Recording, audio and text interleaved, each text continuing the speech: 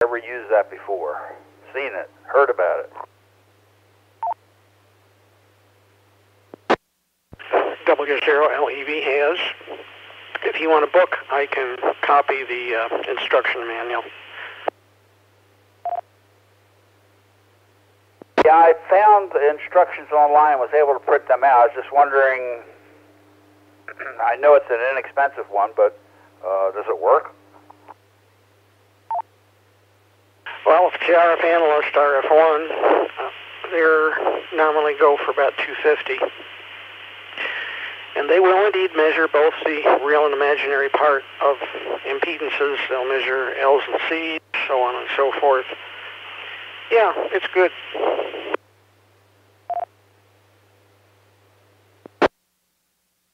Thank you very much. KE0LCK, back to net. W0LEV.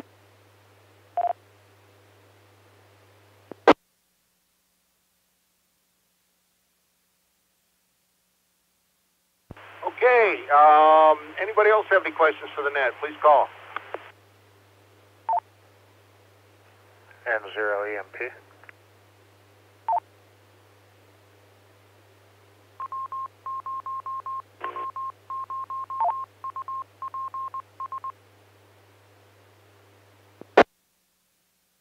N0EMP, go ahead, Greg. Yes, the company Elk Antennas, ELK Antennas, makes a 5-element dual-band Yagi, 2-meter 440. I'm wondering if anybody has one I can look at that's not already mounted up on top of tower.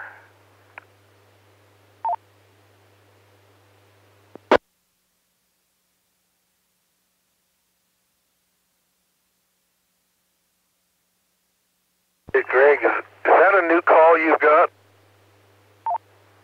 Yep. When did you get that? Midnight, Friday night into Saturday morning, and looks like no one's got that antenna. Cool. EMP, huh? Did you ask him for that one? Yep. I think that's cool, man. Anyway, back to net. I just had to ask, 'cause I heard that twice, and I said, wait a second, I didn't know he had a new call.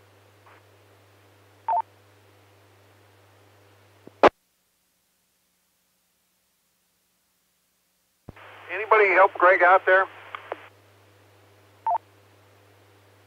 That was a dual band, 142 meter and 3/4 meter. What brand was it? I missed that. It's Elk Antennas, ELK Antennas. It's actually not a Yagi, it's technically a log periodic, but it's 5-element, and it's 2-meter and 70 centimeter.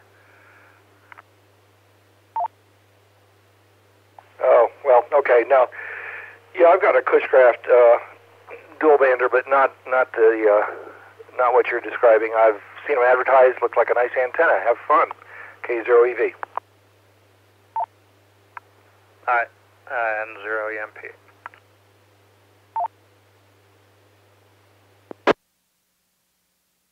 KD0ZWU with a question for N0MEP. Go ahead, Terry.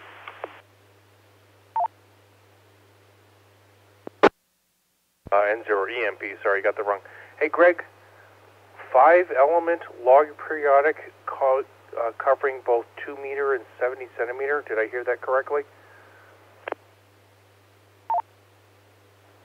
Yeah, it's a firm. If you go to elkantennas.com, I think it's their flagship product. I'm guessing from looking at the picture that it's basically a 2-meter log periodic 5-element that happens to work on 70 centimeters because it's the third harmonic.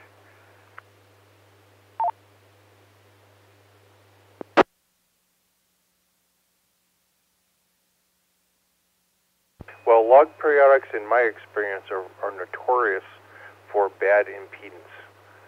So if it doesn't cover the entire range deliberately, and that would have to be a very big antenna, I'd be suspicious about impedance mismatches.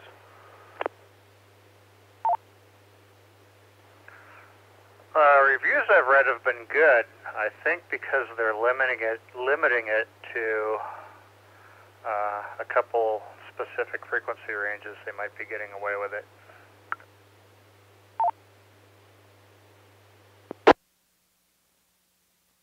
Yeah, and your mileage may vary. Comment. Go ahead, Dave.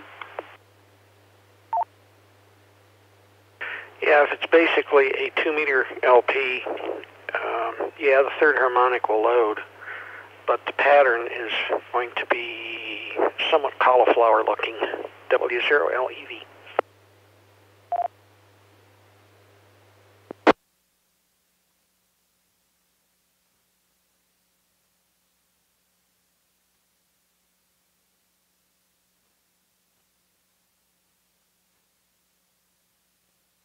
Any other comments for Greg?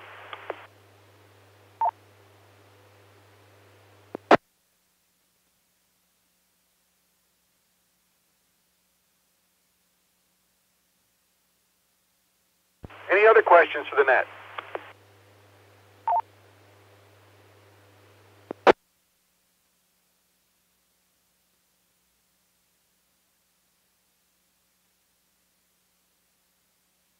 Okay, now I'm going to bring up a question that actually I've had a lot of people ask me. I don't know very much about it. Let's hear someone who knows a lot about APRS. Please come back.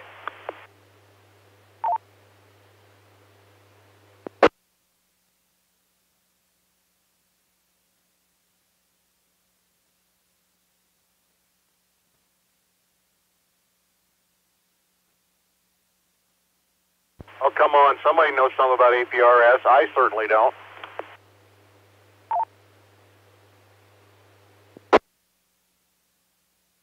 I run a digimeter. This is NCARC WIQ, and I know a little bit. We had a double in there. Kerry, I think you won. Go ahead.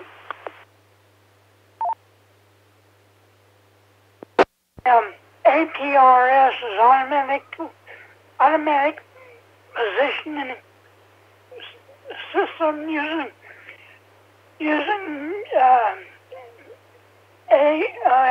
and so you can make a mobile station. Excuse me. You can make a mobile station that people can track you with, or you can set it up as a stationary and they'll know where you are located. So it's automatic positioning. It remembers the whole pneumatic, so back to net.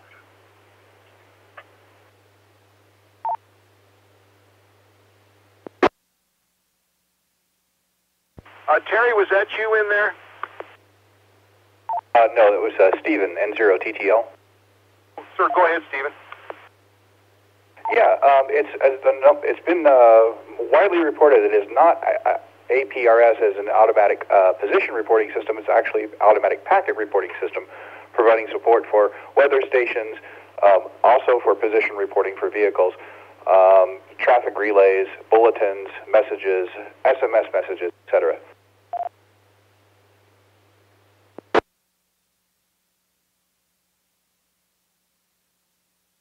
Well, I'll tell you what we use it for, and this is actually just a locator. My 400 has got APRS, and I've had the 100's also got it.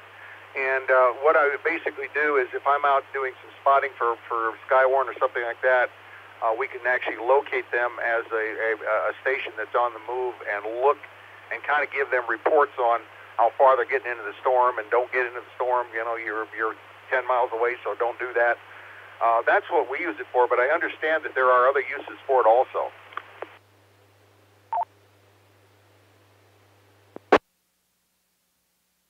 WI7AA. Go ahead, sir.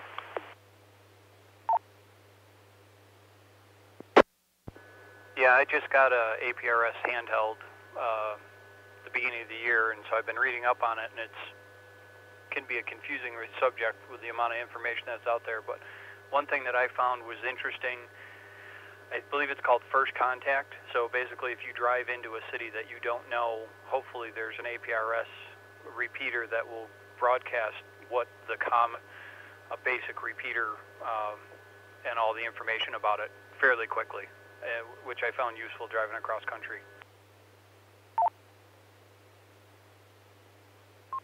NYY. Go ahead, Bart. By no means an expert, but it also makes it very simple to send packet-type messages. You can, to any station that you can hear or link to, you can set the distance away that don't show me anything more than 100 miles away, or however you want to set that. Very, very configurable. But there's also the messaging function where you click on the message, get the call sign, send them a message, and they get it somewhere along the way there without having to, without having to go into a full computer and all that to send an email or that type of thing.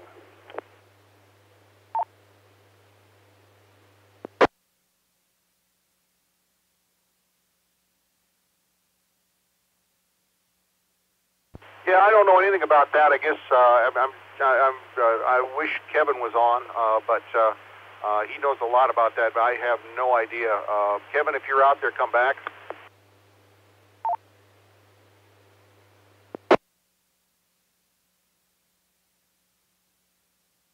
Joe, Kevin had said that he was going to be very late to TechNet this evening.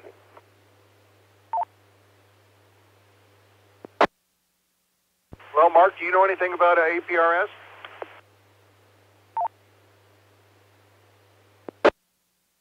W2MIC. Some, though I am certainly not an expert. APRS is a messaging system that uses packet radio protocol, and the glory is that you can send and receive messages. Those messages might include your position. Those messages might include weather information. Many people have permanently installed weather stations that transmit the weather from their location on APRS.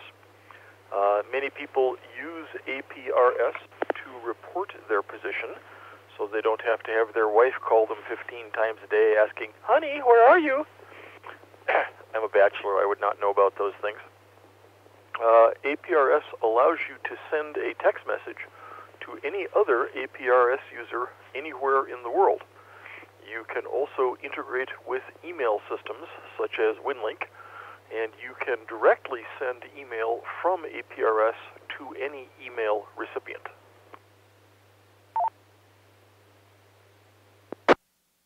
KD0UJK. Go ahead, Steve. Yeah, most of the information that's been going out about this subject, the APRS, is true. If people want to learn more about APRS, there is a net that Kevin runs on Thursday evenings at 7:30. He usually announces it during the Aries net at 7 o'clock, and I think it's on 147.420, I believe. But they've been running that for several months now, so if you want to learn more about APRS, you can get with that group of people on Thursday evenings. Steve, this is our topic for tonight, so it's not something that I can just kind of put off on the Thursday night. Yeah, I understand that, but I'm just saying that there is a group out there that does more stuff, so you can go on beyond tonight and check with those people, and you can learn more.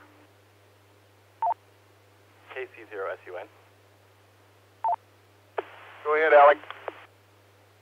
Hey, you can check me in too. I'm late. I just popped the radio on, so I heard we were talking about APRS. I was actually thinking about, I don't know how far we've gotten, but I was thinking about using the text capabilities of APRS in my weather station, which I can set to a specific location in APRS, and then have it send the information via radio to a receiving station where it can then be transmitted, basically make a wireless link between the two stations to to transmit information, and I think that's how some of the weather stations work. I could be completely wrong about that, but I was thinking about seeing if that was possible to do, to transmit the information from my weather station that I'm building via APRS to another application.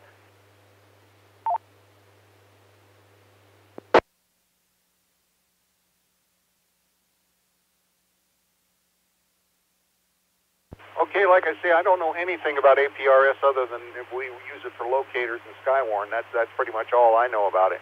But you can actually, Alec, you can actually get weather reports on this thing?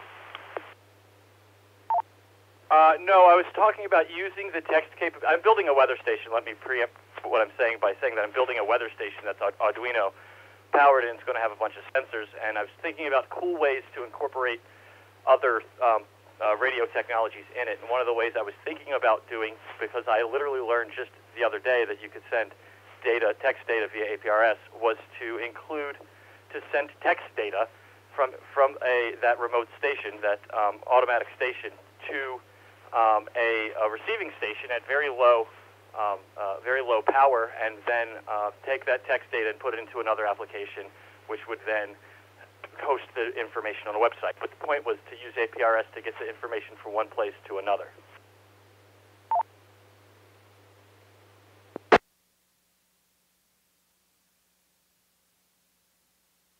LCK? Go ahead. Yeah, this is KE0LCK. There is a web page that you can go to, aprs.fi, and on that you will have a map, and you can, from there, you can also track call signs or addresses. You can limit the length of time that you want to look, like how long back do you look. If somebody's driving, how long do you want the tail to show? And also, with an iPhone, there is a free app called, I think it's free, called Pocket Packet. And with that, you can actually activate yourself and become an individual on that map. And there are weather stations on the map where you click on them and it gives you the weather for that particular station. Yep, that's one of the other things that gave me the idea. If you go to aprs.fi and look up my call sign right now, I'm currently beaconing KC0SUN. It was actually very useful, apparently, at the swap meet to help everybody figure out which building it was, because everybody turned on their APRS and everybody else could find everybody else. UJK. Red Steve. Yeah, that website's been around forever. You can use that to pretty much look around the whole country. And as LCK said, there is an app for the iPhone. There's also an app for the Android too. If you just check for APRS, you'll find it, and it does the same thing. It beacons your position. I mean, I use that a lot when I'm out chasing storms, just from the phone. It makes it pretty easy instead of having to have a radio rigged up for it. But yeah, those are all out there. They've been around for a while, and you can go and look at it. I think a couple of months ago, when I was looking at it, there was an airplane that was using APRS, and I was tracking it from Wyoming down to, I think, Boulder. So yeah, that map is out there on that site, so you can use that, and you can use the apps for the phones too if you need to. W0TJH, this is TJ in Berthoud. So what you were just talking about, that was one of my friends and co-workers, and he was using APRS while he was flying his plane and updating and uploading data. And what he told me, and I'm not a knowledgeable user, but he told me exactly what you guys have been talking about, is that it's a updated database where you can take information, real-time information, whether it be weather or reports or anything, but he was using it while he was flying. W0TJH.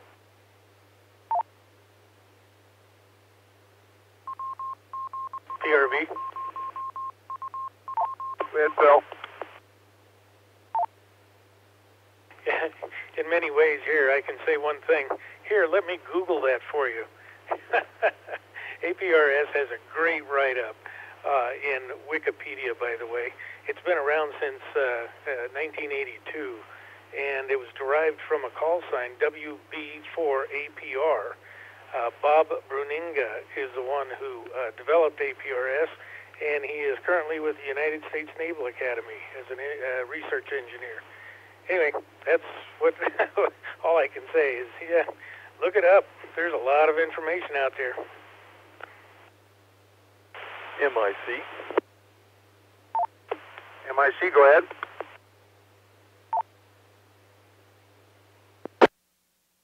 On the internet, the mother lode of information about APRS is aprs.org.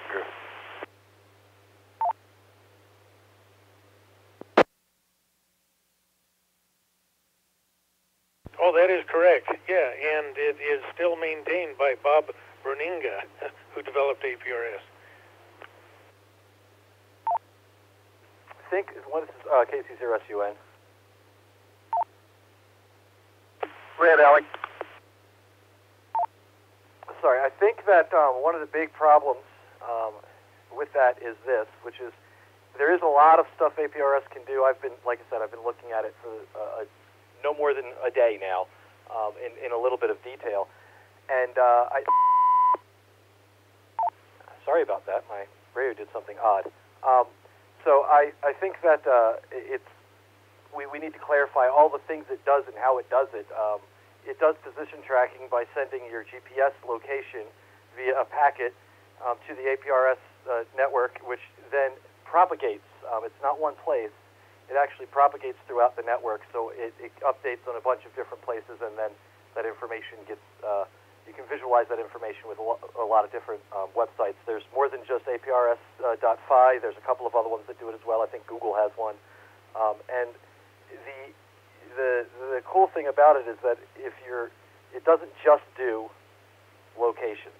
You can send other data, which is, it does GPS including altitude. You can send text information. I know there's a limit on the size of that, and there's a few other things that you can do with it.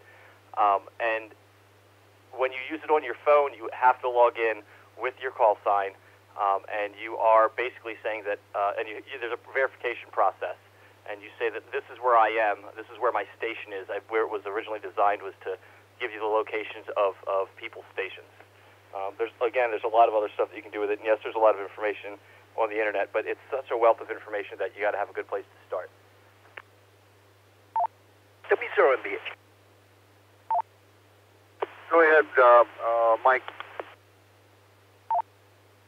Thank you. Yeah, there is a wealth of information, aprs.org, and a host of others.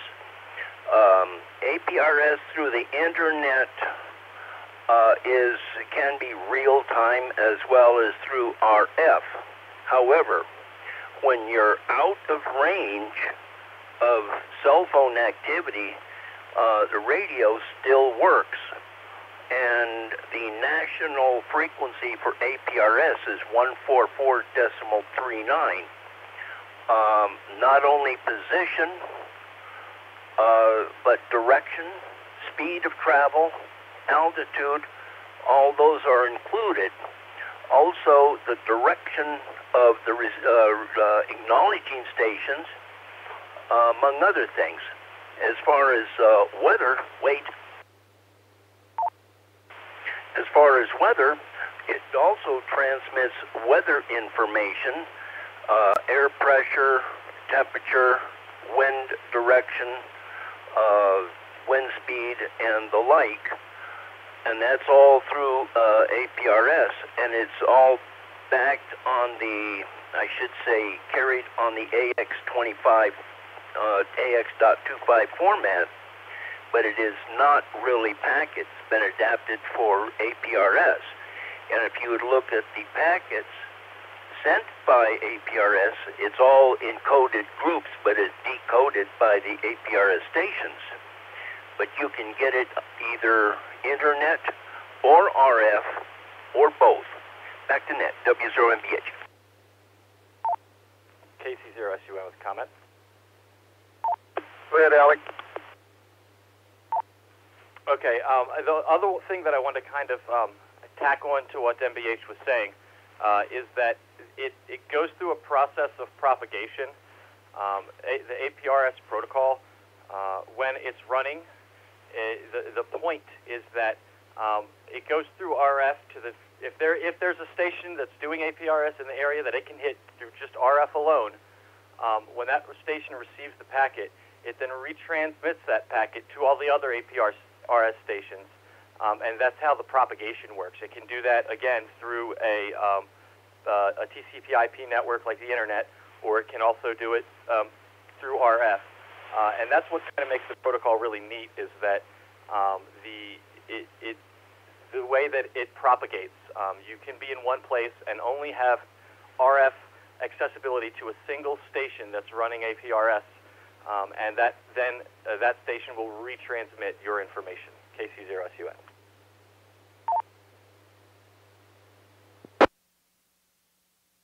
HIM.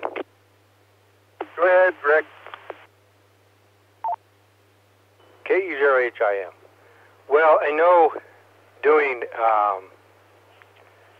APRS link, which would allow you to do WinLink email. If you're in a hurry and need to get something through fast, I would not recommend that. I've played with that in the past, and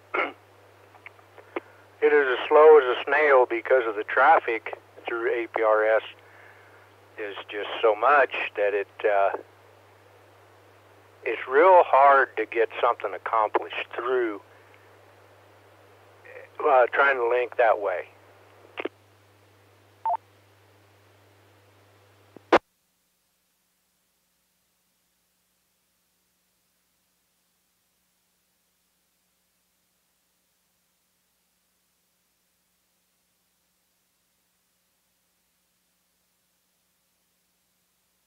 WI7AA with a question. Go ahead.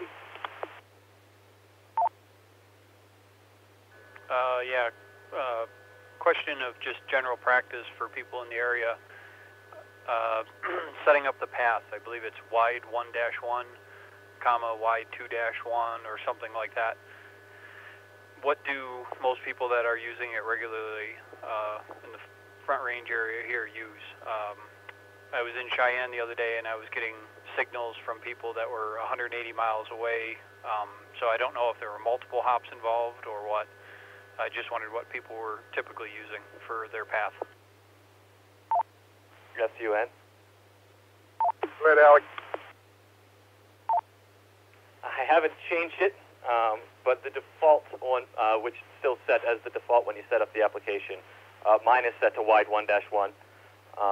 So I guess you can tweak that, and to tell you the truth, it looks like it's wide 1-1 is the way that it's set up on mine. And I'll have to look into that because I'm not quite sure what that path is for. MBH.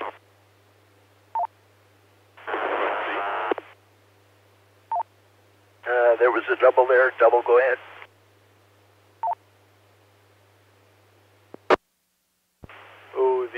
Alec and others, the number of hops is what you are specifying. So if you go wide 1-1, that will go 1 hop. If you make a longer specification, you can go 2 hops, 3 hops, 4 hops. And Joe, we should talk about digipeaters and iGates.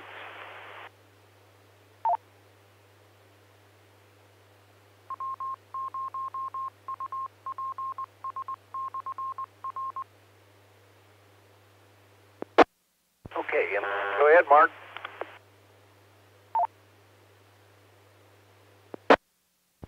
W2MIC. Right now we are speaking via FM on a voice repeater. There is a similar repeater function for APRS, and such a repeater is called a digipeater, digital repeater, that intakes APRS packets and retransmits them. The Northern Colorado Amateur Radio Club does operate a digipeater overlooking Fort Collins area. And for many radios that have built-in APRS functionality, it is possible to enable the radio itself to be a digipeater. So if there is no real repeater looking over an area, your car might transmit to someone else's car, might transmit to someone else's handheld. An iGate, an Internet gate, is a connection between a digipeater and the Internet. So you can send an APRS packet to the digipeater, which goes through the iGate to someplace else, like England or Pennsylvania, and goes out through another digipeater there, and that is how you can send a message to any APRS user anywhere in the world.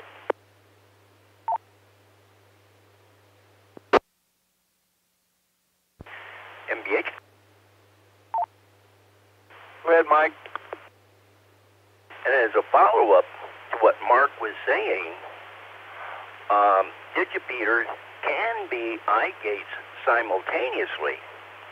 Our digipeater on Horsetooth is both a digipeater and an iGate.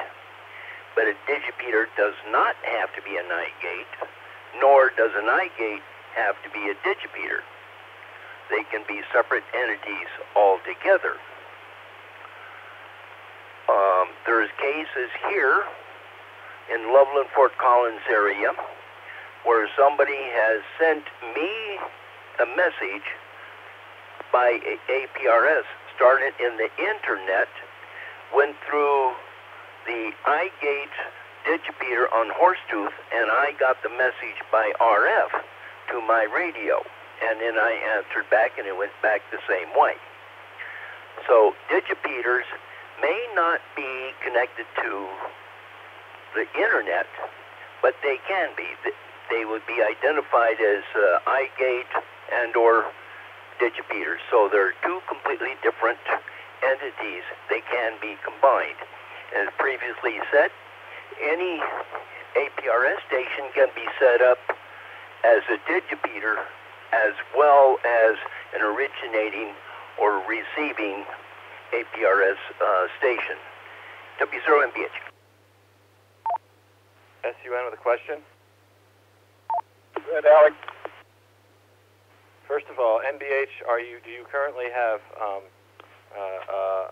APRS open? And did you get that message? And is the digipeater in question W0 UPS? And the last question, I'm going to throw three in there, is if anybody has more information about how the protocol propagates, because I find that fascinating. I have APRS here on HT, and I've got it in the mobile and the base.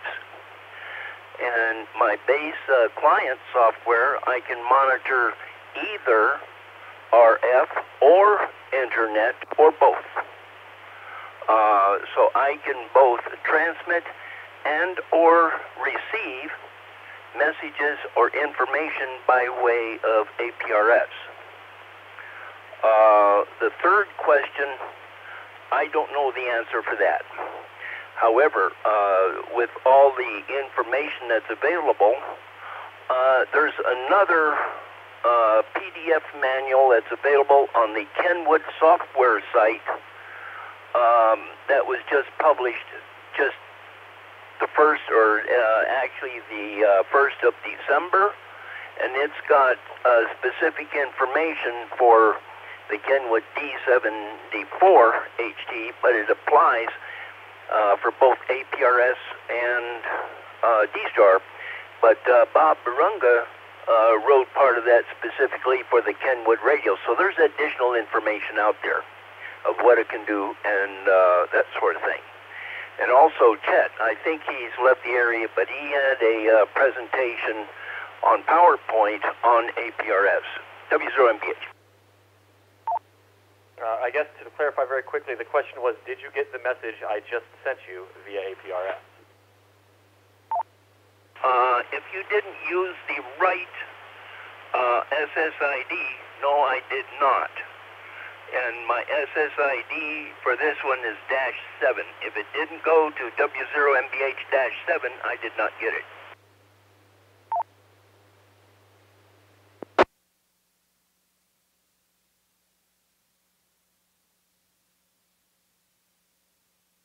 LCK? Go ahead, Mike. Yeah, one of the things you can do with your icon is change the symbol itself, but tied with that is when someone clicks on there, you're allowed to have a message or some data be sent to the person clicking on your particular icon. And I think Mike has a little bit of a story about a message he had put in one time. MBH, KE0LCK.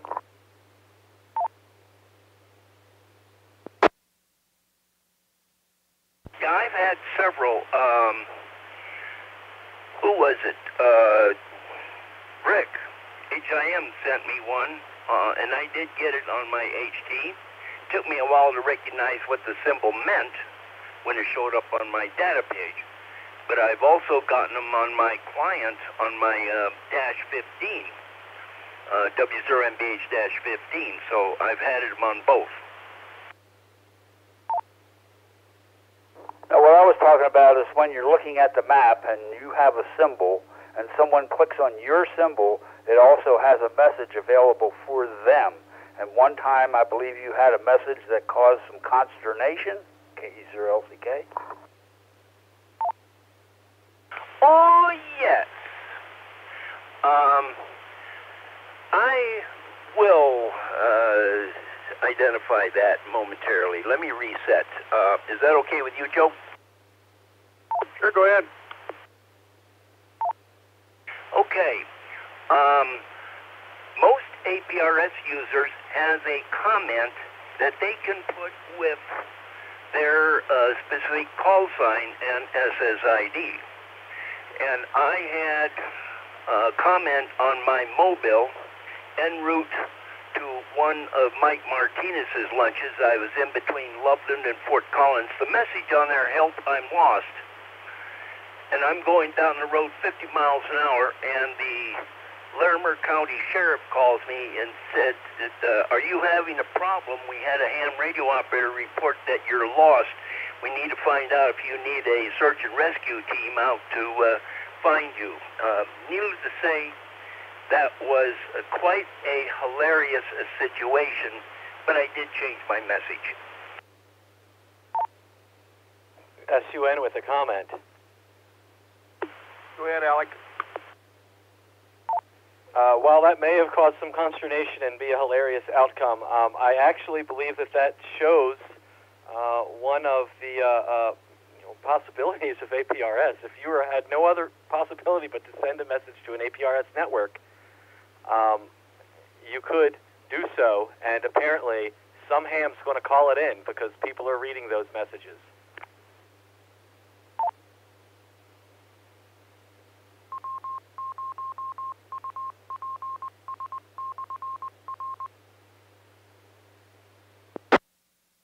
MIC. Mr. MIC, go ahead.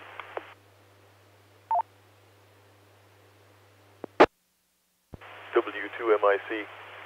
One way that people use APRS is to beacon their location and state what frequency they monitor. The idea being that you are beaconing, saying where you are putting a little message in your beacon that says, I monitor thus and such a simplex frequency, or I monitor thus and such a repeater. If you look at APRS.FI now, you will see me, W2MIC, beaconing from my easy chair in Loveland. And my message is that I monitor this repeater, the NCARC 447.275 repeater. Other people will put in the simplex frequency that they monitor, and one of the things that their APRS beacon will show on your display is their bearing and distance from you. so that you can readily determine, oh, this person is 3 miles from me northeast. I can probably talk to them on simplex. Or this person is 175 miles due west of me. There's a mountain range in between. I probably cannot talk to them. It is a very convenient way to find people to chat with on simplex.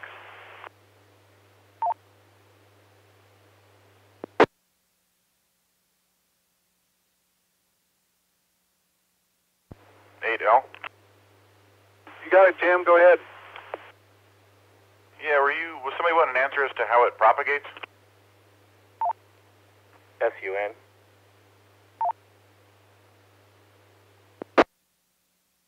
Go ahead, Jim. So the way it propagates is through these wide settings. So you got wide 1 and wide 2. Wide 1 is generally meant to be like a home digipeater, and wide 2's infrastructure like what we have at CSU or for NCARC. So most propagation happens with the wide 2 repeaters. I'll let this reset. And then after your wide 2 setting, you'll have a dash and a number. And that number represents how many digipeaters you want to repeat your signal. So if you set it to wide 2-2, that says you'd like the first digipeater that hears you to rebroadcast it, and then the digipeater that hears that digipeater to also rebroadcast it, and then to have it go no farther. And the way they do that, let me reset it, is each time a digipeater repeats it, it decrements that number. So if you transmit with a wide 2-2 and the NCARC digipeater hears you, it's going to rebroadcast your packet, but it's going to rebroadcast it with a wide 2-1 saying, hey, one more hop and then I'm done.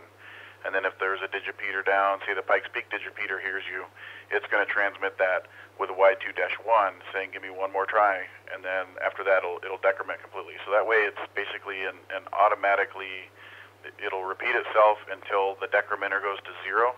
And then any other digipeater hears that and says, well, that was the last hop. I'm not going to repeat this. One question for clarification. Go ahead. Is that, so there's 2 numbers, wide 1, or wide 2, and then dash 2. I understand the exactly what you're saying. It's number minus minus, so it takes 1 off. But how is that affected by it being retransmitted by, say, a mobile radio somewhere? Is that only digipeaters, and are those 2 numbers, do they represent 2 different possibilities? And just some clarification on when that gets decremented. As I understand it gets decremented from a digipeater, which number gets decremented from the digipeater, and does it get decremented by a mobile station doing the same retransmission? So your mobile stations generally don't retransmit. You can set them up to be digipeaters also, but that's not the norm. Usually the digipeaters are fixed stations. And it's that number that's after the dash that gets decremented by the transmitting station that's retransmitting it. So if I was a digipeater and I received your, let me turn this other radio down here. If I received your packet with a -2 on it, I'm going to retransmit your packet with a -1 on it. And then the next station's going to hear it with a -1 and retransmit it. It doesn't transmit with a -0, it does something different, but after that it's fully decremented, it doesn't retransmit again. So it's the retransmitting station that decrements that number before it transmits it. And then I guess the only other question is, what's the difference between wide 1 and wide 2? I understand past the dash, that's the decrementation. Is the first number the original setting so that it's stored, or is that for something else? Wide 1 is supposed to be for quote-unquote home digipeaters, and wide 2 would be infrastructure 1. So a club digipeater on a tower on the mountain should be set up as wide 2. And if you put one in your home, you can have a digipeater, you should set that up as a wide 1. And then when you send out those packets, like if you have your configuration set to propagate wide 1-1, wide 2-2, that says, hey, if any home digipeaters hear me, retransmit that once and be done. And any infrastructure digipeaters go 2 hops. So it's basically assigning workloads and how far things go. I think I got it. KC0SUN. Appreciate that.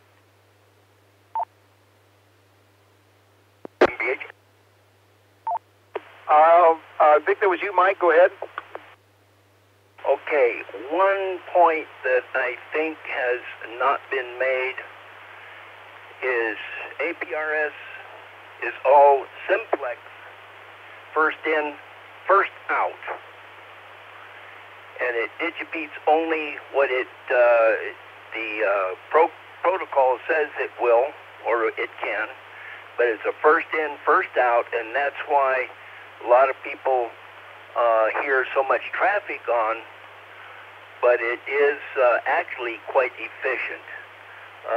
W0MBH. Thanks, Mike.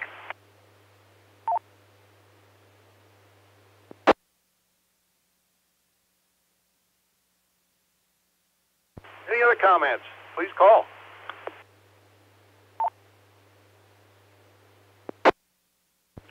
KC0SUN, I still want to know if W0NBH-7 got my message.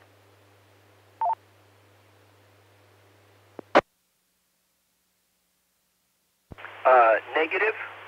I did get one from LCK, but not from you.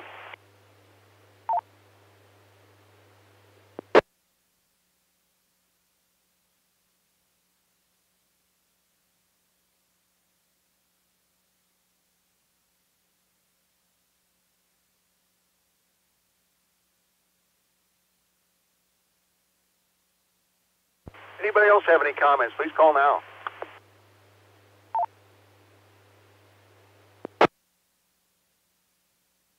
MIC on hardware and cost. Very good, Mark. Come back.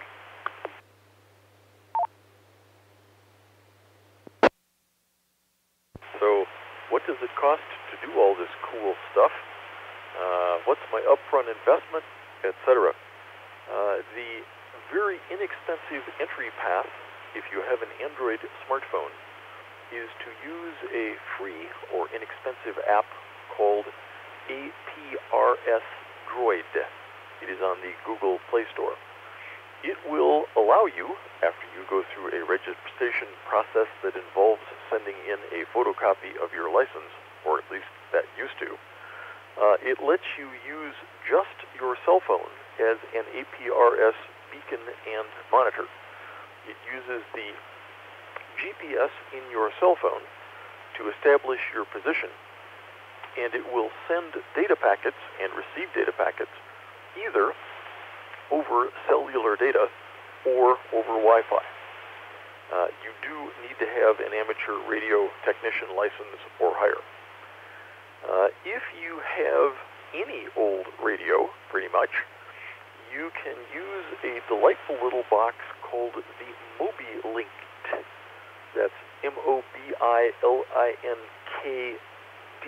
There is no E in there. And this is a $70 box that connects to your cell phone, specifically your Android cell phone, via Bluetooth, and connects to your radio, handheld, mobile, base, whatever you have, via a cable. And the Mobilink site will sell you both the box and the cable to connect to your radio.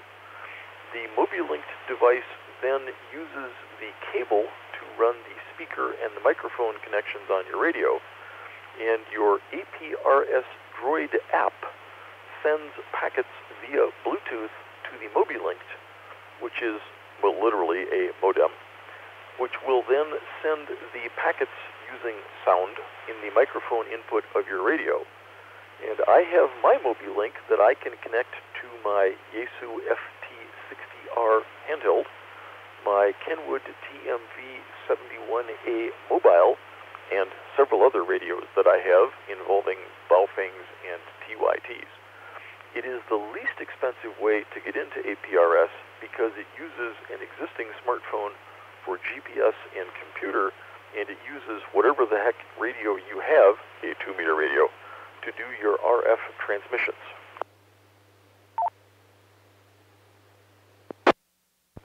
L.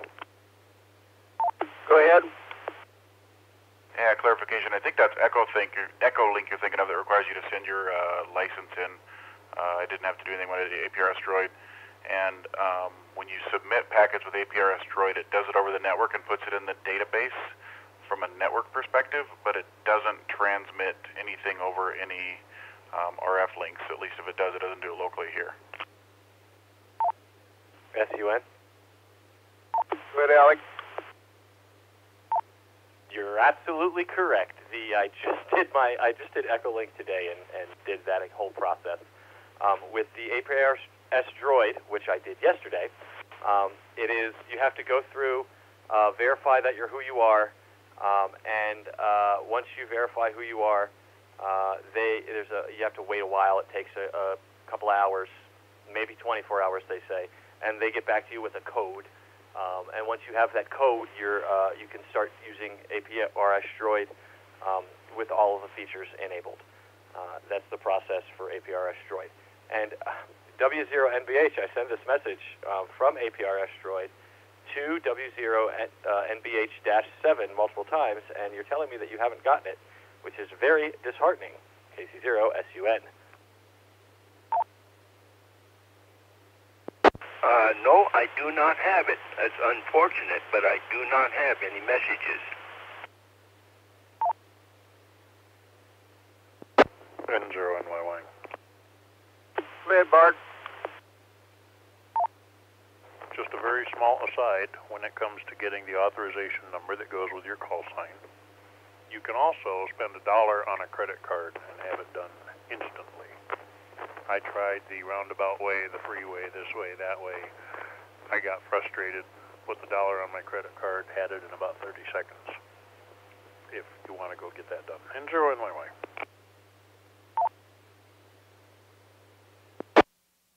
MIC. Go ahead, Mark.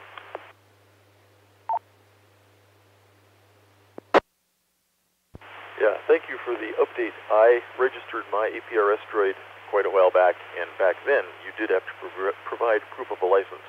I'm glad to hear they've streamlined that. To answer a question that went by, APRS Droid can work on a cell phone only using cellular data or Wi-Fi.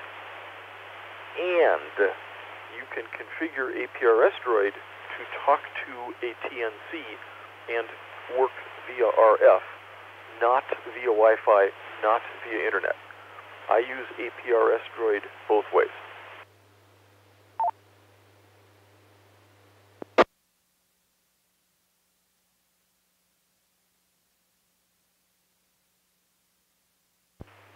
SUN with an off-topic question for the group. Go ahead. When Mark jumps in, does anybody else shout KEY at the radio?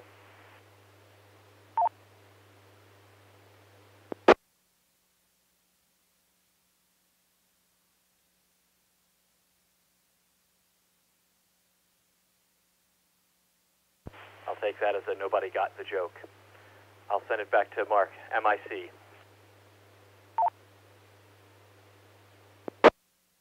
So with an Android phone and APRS Droid, you can get started, get your feet wet, if you will. Now, with the very quick registration process, you can see all of the APRS stations in the area, both mobile transmitters and static transmitters and weather stations, which is kind of nice for immediate local weather data. You can set up your GPS and have APRS Droid beacon for you, and you are a fully functional APRS station. You can use that same smartphone and the same APRS Droid app with Bluetooth to talk to a MobiLinked TNC, which is physically connected to your radio, and you can use APRS Droid as your RF APRS link. And I switch back and forth routinely.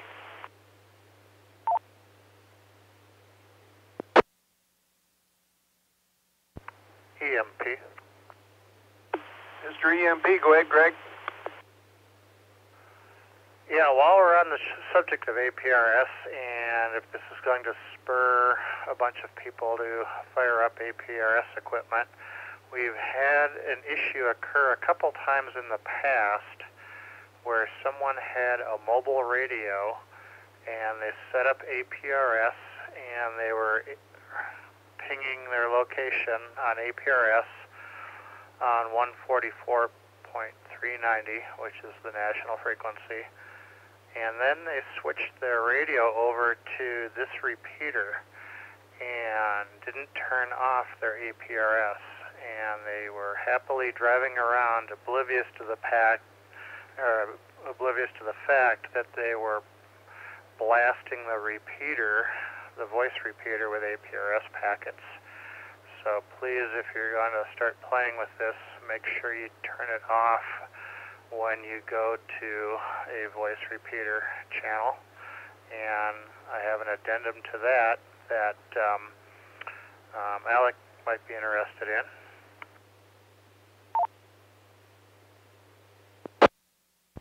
And that is when you get your RF space, or your AirSpy R2 SDR, or the HF Plus would work also. If you download GQRX,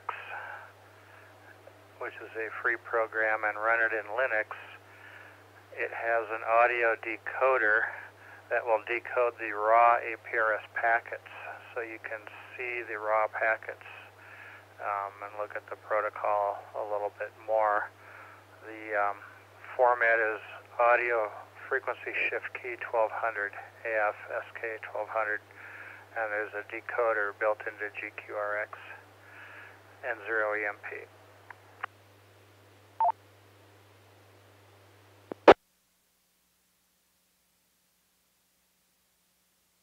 Alec, did you copy that?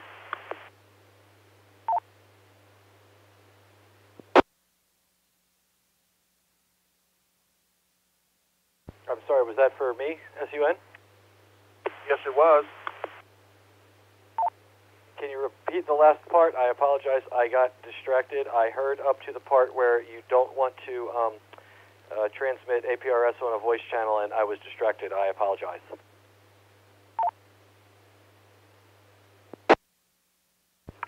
No problem. Let me make sure I've got this here.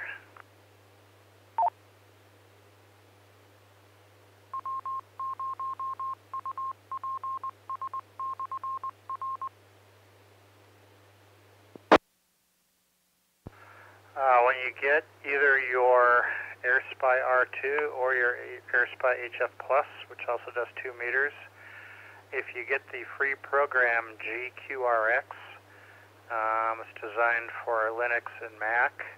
It has a AFSK 1200 decoder, which will decode the protocol that APRS uses, and you can look at raw packets if you want. And that's exactly how we found out who was driving around beaconing on the voice channel, because we decoded their packets and got their call sign and called them and said, hey, turn your radio off.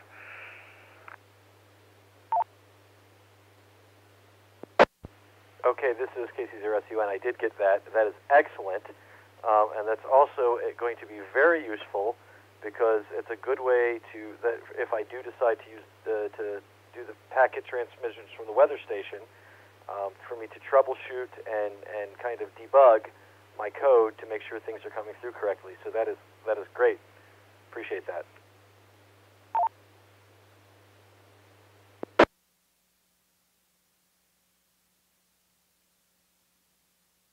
Anything else on this subject, please call now. MDH. You have it, Mike. Go ahead. Okay, thank you again, Joe. Mark was explaining how inexpensive it can be to get into APRS, but then again, there's the high end, just to explain. However, the high-end equipment that's in the between $500 to $600 range, they have everything already built into it, ready to go. All you have to do is set up the perimeters, and you're ready to go. Yaesu's got one now. Kenwood has got several.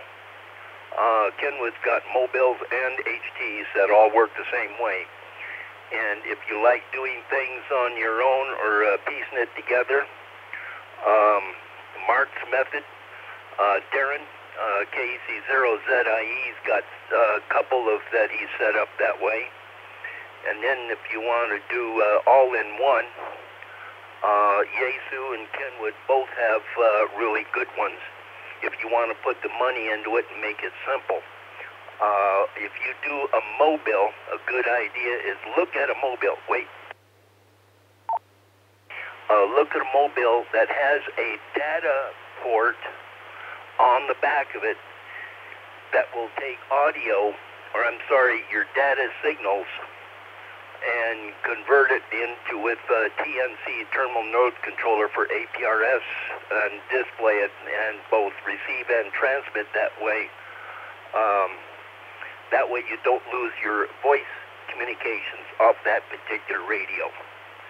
So you can go in just for maybe $75 or $100, or you can go $400, $500, $600. Depends on what your taste is for that.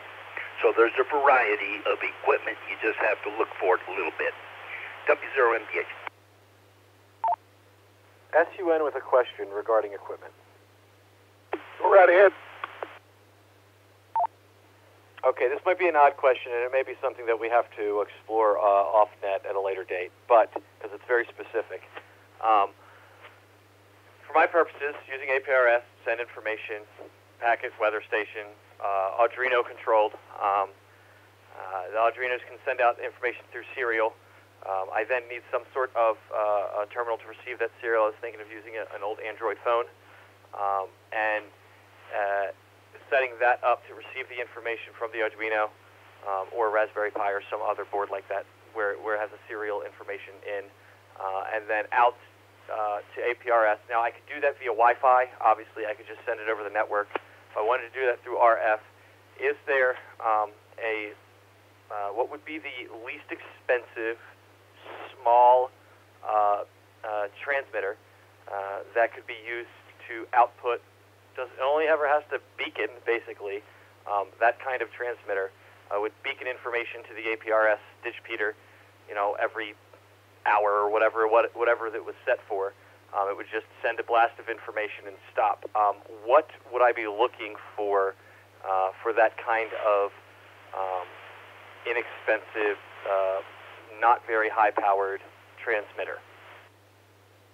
MBH? You have it, Mike. Go ahead. Thank you. You can get by with an HT running 500 milliwatts or maybe up to 5 watts. That's more than enough. I do it from my home here on 50 milliwatts, 500 milliwatts constantly, and no problem at all. If you have line of sight, I'm not talking physical, I'm talking about radio line of sight to the Horsetooth area, you can get into it with 500 milliwatts or less. You'd be doing just fine. I get that completely. A little cheap Bofang would do just fine. I guess my question was, I'm thinking about having a transmitter that's controlled by the phone. I don't want to just have the button, taped down and constantly transmitting. So I guess that's kind of the next step, is how do I get it to key up, and then I guess I can do that through the plug, if just like you would a headset. We'll probably have to look at that further. Never mind. I think I just answered my own question. Thank you. EMP. Vox. Go ahead, Greg. Look at the ham shield for Arduino. It's a VHF UHF transceiver. That'll cover 2 meter or 70 centimeter or 220. And it's an Arduino shield that you can use to transceive, and you can directly send your APRS packets from the Arduino right off the shield.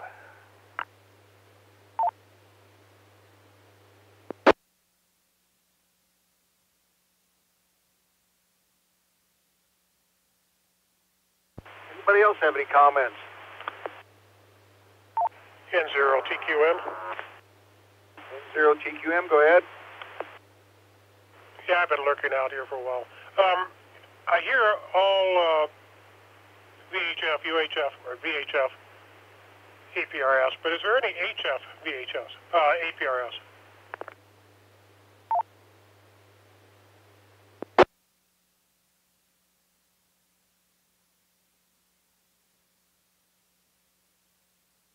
I really don't know. Greg, do you know, Benny? There are a ton of digital data modes for HF. A lot of them use a sound card, so you don't have to buy a lot of extra hardware. But there's a lot of HF digital data modes. I don't know if anyone has ever implemented the APRS protocol there or not. But there are other things like WinLink and stuff that store and forward messages and route through the internet and do a lot of the kind of things APRS does. I just don't know if they've ever actually done the actual APRS protocol on HF or not. MBH. Good, Mike. Okay, when you start getting into the HF bands, you start looking at much narrower bandwidth different bandwidth with different baud rates for data, and that would not be very practical for APRS. Just a thought. SUN. Excuse me, go ahead, Alex. On HF, according to the all-knowing internet, that would be 10.151. That is 10.151.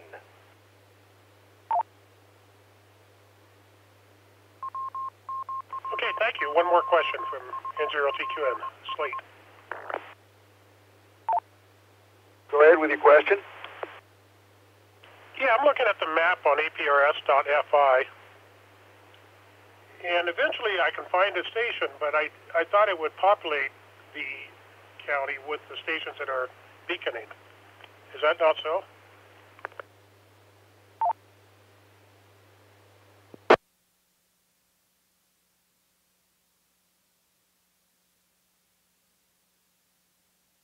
Anybody have an answer for him?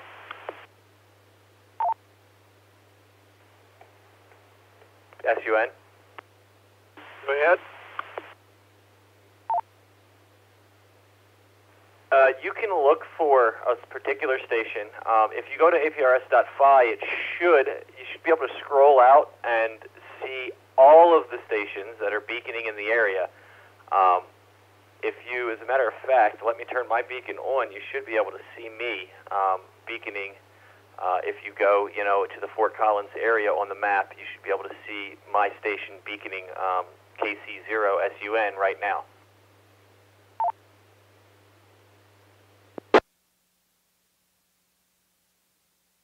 No, I've been chasing stations around the world, but I can't find anything in Larimer County or Colorado. In fact, I can't get a general who's beaconing. It's surprising. I'll keep playing with it.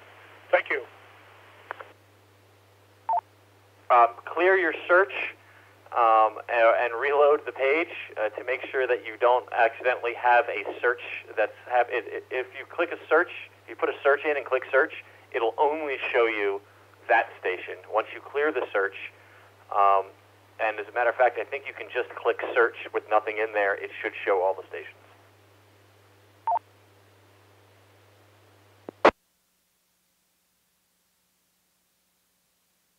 Anybody else have any comments or questions on this subject?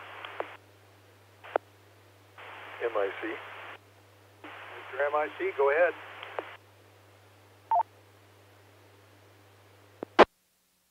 Yeah, I'd like to talk about broadcasts and filters.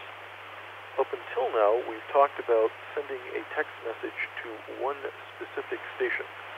Alec has been trying to send a message to Mike.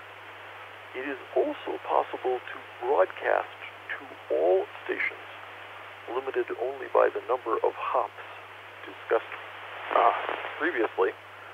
And so if you have, let us say, an emergency or some fun thing like a race, you can have a coordinator for that activity sending out a broadcast message that will be received by all stations within the number of hops specified by the broadcaster. That can be a little bit of a problem, and so there is a very sophisticated filter mechanism built into the APRS system that you can say, I don't want to hear from this broadcast station, or I do want to hear from this broadcast station. And one very tangible example is we have two net controllers handling a widespread bicycle race here in northern Colorado and heading further south, maybe down to Berthoud. And so if you are working with the northern section controller, you can set your APRS filter to only show you the messages broadcast by the northern controller and not clutter up your APRS system with those broadcast messages from the southern controller. Similarly, if there is an emergency, you might want to listen to the red feather broadcasts, but not so much interested in the Berthoud broadcasts.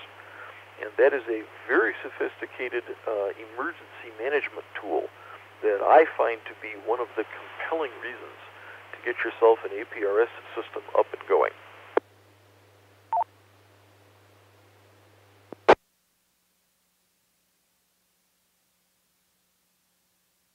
Anything else?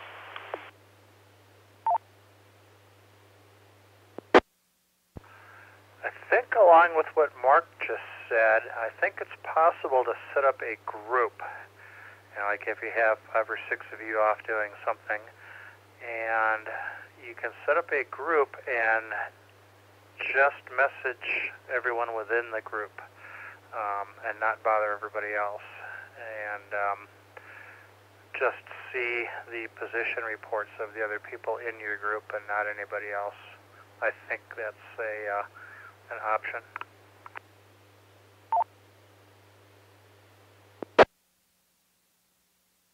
MBH. Mike. That gives a good demonstration, discussion on the flexibility of APRS as opposed to just looking at locations and so on and so forth, the mundane stuff. That gives an extremely good dissertation of what it can do, and it is a far more flexible system than a lot of people do not believe. Yes, Alec?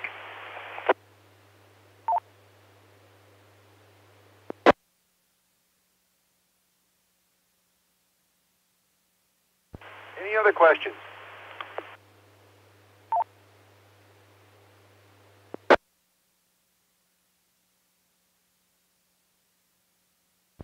Any other things to add to this? I got a quick question for MIC. Go ahead, Greg. I see on the APRS.fi map that there's lots of different custom icons that are available. I was wondering if you're aware whether or not there happens to be a squirrel icon.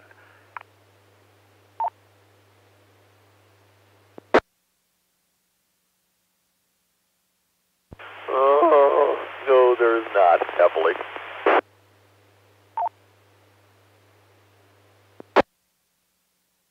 Okay. Well, anyway, it's 7:30, so we're going to wrap this thing up. I appreciate everybody who joined in tonight, and we will be back again next Monday. Next Monday, we're going to try something a little bit different. I've had, again, anybody who has an item they'd like to talk about, please let me know at president@ncar.net. I will definitely get it on. Next week, we're going to bring OJ in. I've asked him to be here for the 2-meter single sideband. I've done it once, but he does have some beam spinners that he does and things like that, and anybody who wants to join in, please do that. So anyway, without any further ado, thank you very much for this, and this KDZ TYU clear. The repeater's open for general use. You all have a pleasant evening.